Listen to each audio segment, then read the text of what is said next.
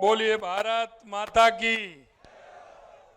अरे ये नागौर की धरती है, कुचेरा की धरती है। जहां तक आपको आवाज पहुंचानी है, मां तक तो इस आवाज को बुलंदी से पहुंचाइए। दोनों हाथ खड़े करिए। अरे ये पंजा मत दिखाइए, पंजा ने तो देश को गंजा कर दिया। ये हनुमान जी की मुष्टिका, हनुमान जी की मुष्टिका बांधिए और जोर से बोलिए भारत माता की, भारत माता की, भारत माता की। वीर तेजाजी महाराज की, रामसा पीर की, लक्ष्मीदास जी महाराज की, किशनदास जी महाराज की, रामदास जी महाराज की, भैरू जी महाराज की, करणी मात की, बालाजी महाराज की, जम्बेश्वर भगवान की, गिरिराज धरण की। आज की इस खीवसर विधानसभा की कुचेरा की जनसभा में मंच पर विराजमान भारतीय जनता पार्टी राजस्थान प्रदेश के मुखिया, हमारे प्रदेश के अध्यक्ष सम्मानीय मदन राठौड़ साहब, आपके अपने किसान नेता और जो किसान कहने से नहीं, किसानियत देखने से, किसानियत करने से उनकी पहचाने, ऐसे आपके प्रत्याशी भाई रेवत राम डांगा जी। कैबिनेट में मेरे साथी भाई सुरेश रावत जी, भाई जावर सिंह जी खर्रा साहब, चिकित्सा मंत्री गजेंद्र सिंह जी खीवसर साहब,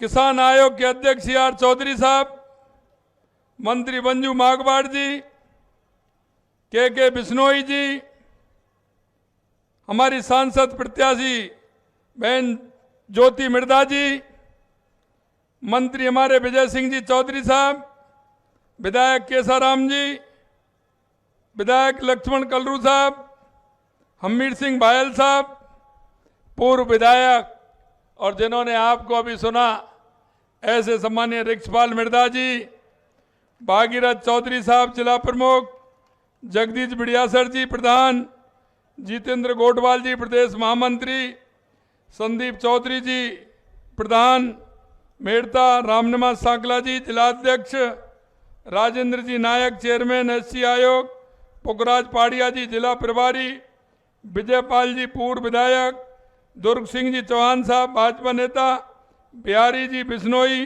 पूर्व विधायक, अर्जुन जी महेरिया साहब, कान्हा राम जी पालियार साहब एवं मेरे सामने बैठे मेरे पूजा योग बुजुर्गों, नौजवान दोस्तों, मेरी माता बहनों और मंच पर विराजमान सभी पार्टी के नेतागण, मैं सबसे पहले तो आप सभी का वंदन करता हूं, आप सभी का अभिनंदन करता हूं, मैं आप सभी को नमन करता हूं। मित्रों, ये खीवसर कर्मठ लोगों की धरती है। खीवसर के लोग देश दुनिया में अपनी पहचान बनाए हुए हैं। उन्होंने अपना खीवसर का, राजस्थान का नाम रोशन किया है। यह मेहनती किसानों की धरती है, यह प्रतिभाशाली युवाओं की धरती है। सबसे पहले मैं इस धरती को नमन करता हूं, इसका वंदन करता हूं।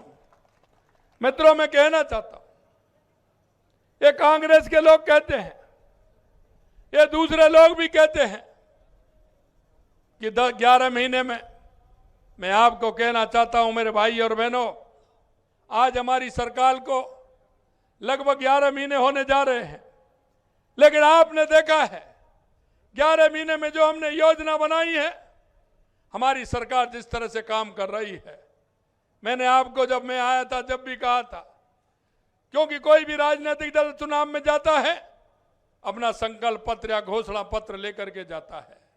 मैं आपसे सिर्फ इतना कहना चाहता हूं कि हमारा संकल्प पत्र जो हम आपके बीच में लेकर के आए थे, हमारे उस संकल्प पत्र पर हमारी सरकार लगातार काम कर रही है। लेकिन मैं आपसे एक और निवेदन करना चाहता हूं, जो यहां लोग लड़ रहे हैं, कांग्रेस के हो चाहे वो आरएलपी के हो, उनके घोषणा पत्र को भी देख लेना, उनके विजन को भी देख लेना।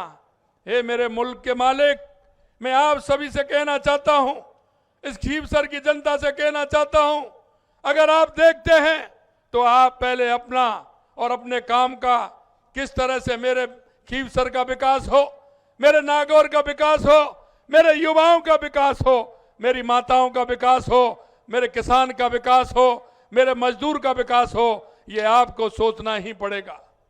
अगर आप इस तरह से, जिस तरह से आपने किया है पिछले समय में, अगर हम ये सोचेंगे कि ये फलाना है, ये ऐसा है, तो काम नहीं चलेगा। आपका भविष्य, अपना भविष्य आपको तय करना पड़ेगा, तय करना पड़ेगा। और ये मैं इसलिए कहना चाहता हूं कि आने वाली पीढ़ी कभी भी आपको क्षमा नहीं करेगी। क्यों? कि उन युवाओं का भविष्य, जिन युवाओं ने सपना देखा है, सपने देखते हुए उन युवाओं ने सोचा है कि आखिरकार मेरा क्या होगा। पिछली सरकार का देखा था, 19 पेपर में से 17 पेपर लीक होने का काम किया था। हमने कहा था हमारे संकल्प पत्र में कि आने वाले समय में इन सब का इलाज किया जाएगा, और आपने देखा है 200 के लगभग लोग अंदर हैं। ये हमारी एसआईटी ने किया है। कांग्रेस के समय में एक भी गिरफ्तारी नहीं हुई थी। मैं आपसे कहना चाहता हूं मेरे भाई और बहनों, हमने जिस दिन से काम संभाला है 15 दिसंबर 2023 से आपने हमारा काम देखा है। हमने 15 दिसंबर को कहा था कि इन पेपर लीकों को छोड़ने वाले नहीं है। हमने 15 दिसंबर को एसआईटी गठित की। जिस दिन सरकार बनी उसी दिन एसआईटी का गठन किया, उसी दिन एंटी गैंगस्टर फोर्स का गठन किया, और उन्होंने अपना काम दिखाया है। और मैं कहना चाहता हूं, अब हमारे 11 महीने के अंतराल में कितने पेपर हुए हैं? एक भी पेपर लीक हुआ है क्या? अरे बताइए, आपकी एक भी पेपर लीक हुआ है क्या? मैं युवाओं से पूछना चाहता हूं, एक भी पेपर लीक हुआ है क्या? मुझे पता है वो युवा रोते थे, क्योंकि पिताजी से इस आशा और उम्मीद पर पैसे लेकर के आते थे कि मुझे पेपर देना है। दिन रात मेहनत करते थे, लेकिन जब रिजल्ट आता था तो खून के आंसू रोते थे। मैं आपको यही नहीं, मैं आपको बताना चाहता हूं, मैंने 2 साल का कैलेंडर भी जारी किया है युवाओं के लिए। 2 साल का कि कितनी विज्ञप्ति निकलने वाली है, कौन से दिन पेपर होने वाला है, और यहां तक कि कौन से दिन उसका परिणाम आने वाला है, यह भी हमने निकाल करके दिया है। यही नहीं, आपने देखा होगा हमारी कैबिनेट ने 90,000 वैकेंसियों को स्वीकृति दी है। मैं आपसे पूछना चाहता हूं मेरे भाई और बहनों, क्या 60,000 चतुर्थ श्रेणी कर्मचारियों की वैकेंसी क्या ये 11 महीने की है क्या? अरे 11 महीने में 60,000 खाली हो गई क्या?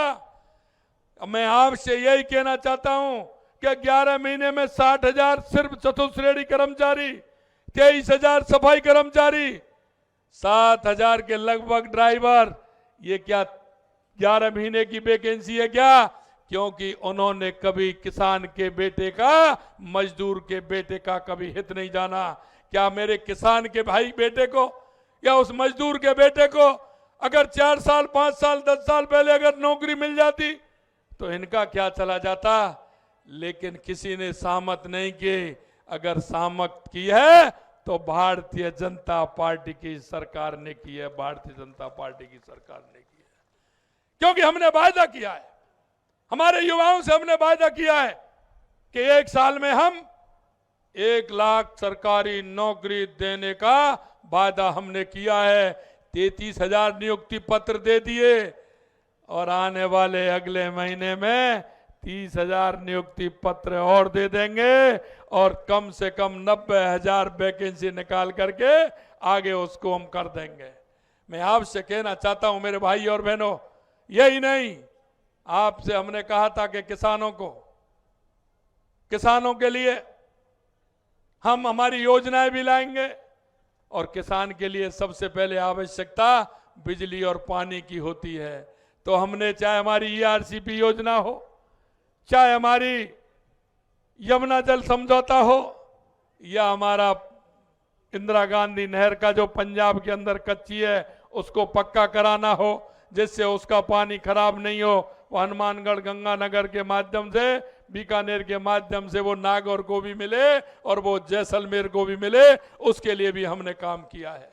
हमने यही नहीं, हमारी उदयपुर की देवास स्कीम, जो आधा पानी हमारा अरब सागर में जाता था, आधा पानी हिंद महासागर में आता था, वो अरब सागर में जाता था, वो पानी कोई काम नहीं आता था, वहां भी हमने टनल बना करके, एनीकट बना करके उस पानी को भी हमने इधर लिया, उसका भी हमने शिलान्यास कर दिया।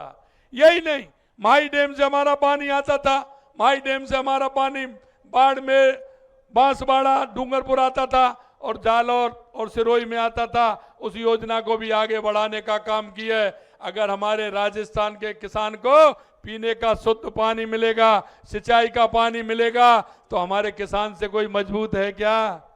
अरे हमारे किसान से कोई मजबूत है क्या? इसलिए मैं कहना चाहता हूं, हमने कहा हम किसान को दिन में बिजली देंगे। आपने देखा होगा कांग्रेस ने 1 वाट बिजली पैदा भी नहीं की, 1 यूनिट बिजली पैदा करने का 5 साल में कोई काम नहीं किया, क्योंकि उनको बिजली खरीदने में माल मिलता था, उनसे बिजली लेते थे, सौदा अपना करते थे। 90,000 करोड़ रुपए का घाटा दिया, 90,000 करोड़ रुपए का। इसलिए मैं कहना चाहता हूं, हमने कहा कि 2027 तक बिजली में हम राजस्थान को आत्मनिर्भर बनाएंगे, और हमने ये भी कहा कि किसान को हम दिन में बिजली देने का काम करेंगे। इसलिए हमारा किसान ठंड में रात को काम नहीं करे, किसान हमारा दिन में काम करे, ये भी हमने कहा है। मैं, मेरे भाई और बहनों, मैं आपको कहना चाहता हूं, हमने कहा था हम किसान सम्मान निधि बढ़ाएंगे, हमने किसान सम्मान निधि भी बढ़ाई। आपने देखा ना, पहली किस्त आई है नहीं आई आपके खाते में? अरे पहली किस्त आई है नहीं आई? आ गई ना? अरे दूसरी की तैयारी करो, वो भी आने वाली है, चिंता मत करिए। जो हमने किसान से वायदा किया है, उस किसान के वायदे को भी हम पूरा करेंगे। मैं कहना चाहता हूं, किसानों के लिए सोलर पंप लगाने के लिए 22,000 सोलर पंप हमने स्थापित किए। हमने कहा गेहूं का समर्थन मूल्य बढ़ाएंगे, वो भी हमने बढ़ाया। हमने 5 साल में 4 लाख, जैसा मैंने कहा 5 साल में हमने 4 लाख नौकरियों का वायदा किया है, 1 लाख पहली साल देंगे। आपको मैं विश्वास दिलाता हूं, और विशेषकर मैं युवाओं से कहना चाहता हूं, आप अपनी तैयारी रखिए। हमने कैलेंडर कर्मचारी चयन बोर्ड का भी निकाला है, आने वाले समय में आरपीएससी का कैलेंडर भी निकालने वाले हैं, आने वाले समय में और रिक्तियां निकलने वाली हैं। आप तैयार रहिए, मेहनत करिए।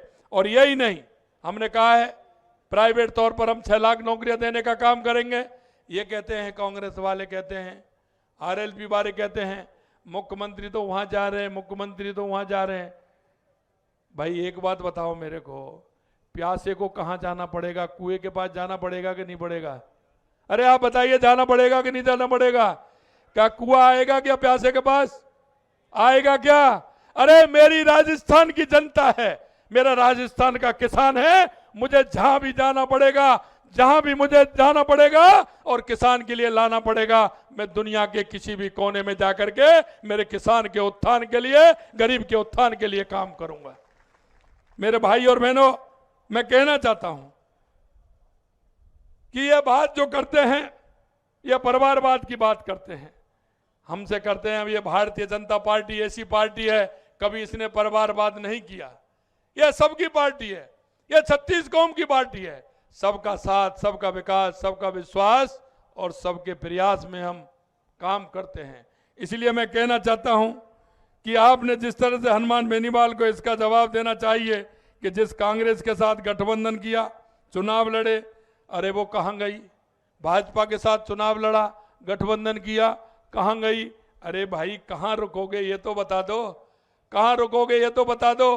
तुम्हारी ये स्वार्थता आपको कहीं नहीं रुकने देगी, और नागौर की जनता आपको जवाब देकर के रहेगी, यह मैं कहना चाहता हूं। कांग्रेस का लगातार कुशासन आपने देखा है, हमारे अध्यक्ष जी सुना रहे थे। मैं आपको एक बात बताना चाहता हूं, जिसके अगर किसी तरह का आदमी को अपनी चिंता क्या रहती है चिंता ये रहती है कि पड़ोसी से पैसे भी लेने जाते हैं तो रात के अंधेरे में हमारा किसान जाता है, रात के अंधेरे में लेके आता है। लेकिन कांग्रेस वालों को जेल जाने की और बेल पर रहने की अब से नहीं, पहले से ही आदत पड़ी है। इसलिए अध्यक्ष जी, ये बेल वालों के नाम भी है, ये जेल वालों के नाम भी हैं। कांग्रेस का भ्रष्टाचार आपने राजस्थान के अंदर देखा होगा, किस तरह से इन्होंने बिजली से लेकर के, खनन से लेकर के, और आपने जेजेएम से लेकर के कितना तगड़ा भ्रष्टाचार इन्होंने किया है। धीरे धीरे, चिंता मत करिए, आपके मन में जो बात है वो मेरे मन में भी बात है। धीरे धीरे इन सब का इलाज होने वाला है, किसी तरह की चिंता करने की जरूरत नहीं है। जब मेरे को ये बात आई तो मैं निश्चित रूप से कहना चाहता हूं कि युवाओं के सपनों पर डांका डालने का काम इन्होंने किया, महिलाओं को सम्मान को छलनी करने का काम किया, अपराधियों के हौसले बुलंद रखने का काम किया, माफियाओं को पनपाने का काम किया, धार्मिक उन्माद फैलाने का काम किया। मैं आपसे एक और अंत में कहना चाहता हूं मेरे भाई और बहनों कि जिस तरह से हम राजस्थान में, क्यों हमारे 3 मिशन थे, राजस्थान की जनता को स्वच्छ पानी मिले, किसान को पानी मिले, बिजली मिले और मेरे युवाओं को रोजगार मिले। इसलिए राजस्थान 9, 10, 11 दिसंबर को होने वाला है। हमारे प्रदेश के जो हमारे प्रवासी हैं, पूरे देश के अंदर रहते हैं, उनसे भी हमने कहा है, और दुनिया के अंदर जितने उद्योगपति हैं उन सबको हमने निवेदन किया है। और मुझे विश्वास है कि राजस्थान की जनता के लिए हमारे राजस्थान में बहुत बड़ा काम होने वाला है। मैं तो आपसे ये कहना चाहता हूं, क्योंकि इसलिए कहना चाहता हूं कि जो काम आपने, मेरे किसान भाई बैठे हैं, जो काम आपने किए हैं वो मैंने भी किए हैं।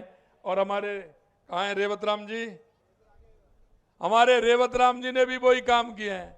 अरे भाई, हमारे चौधरी चरण सिंह जी कहते थे, हमारे चौधरी साहब कहते थे कि जब तक राज्य की नीतियों में किसानों के प्रतिनिधियों की भागीदारी नहीं होगी, जब तक किसान और मजदूर की सुनने वाला कोई नहीं होगा। क्योंकि मैं किसान के दर्द को जानता हूं और हमारे रेवत राम जी किसान के दर्द को जानते हैं। इसलिए मैं मेरे भाई और बहनों में कहना चाहता हूं, अगर आप खीवसर का विकास चाहते हैं, नागौर का विकास चाहते हैं, तो ऐसा भोला आदमी, ऐसा सीधा आदमी आज भी मेरे से कान में कह रहे थे, आज भी मेरे से कान में कह रहे थे कि साहब मेरे खीवसर में ये हो जाना चाहिए, मेरे कुचेरा में ये हो जाना चाहिए, छोटी छोटी लीजें भी हो जानी चाहिए, पीने के लिए पानी भी हो जाना चाहिए, और वो कह रहे थे तहसील भी हो जानी चाहिए, अस्पताल भी हो जाना चाहिए।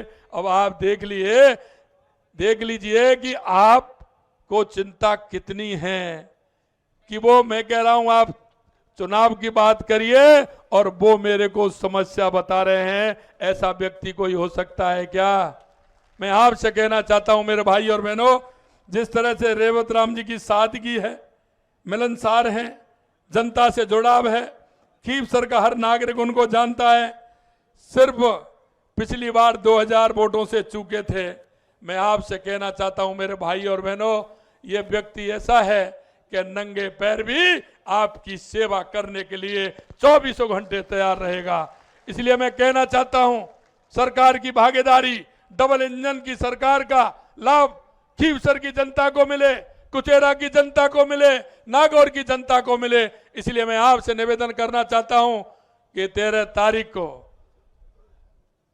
तारीख को रेवत राम डांगा जी जैसा प्रत्याशी आपको नहीं मिलेगा, नहीं मिलेगा। इनको जिता करके अपने विकास में सहभागिता निभाएं, इसना मैं निवेदन करना चाहता हूं। और इन्होंने जो अभी काम कराए हैं वो मेरे पास हैं।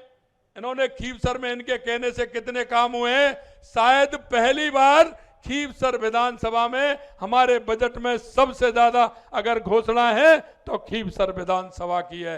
ये डांगा साहब की वजह से है। मैं आपको इतना ही कहना चाहता हूं, आने वाले समय में 13 तारीख को आपके मिलने वाले होंगे, आपके परिवारीजन होंगे, आपके रिश्तेदार होंगे।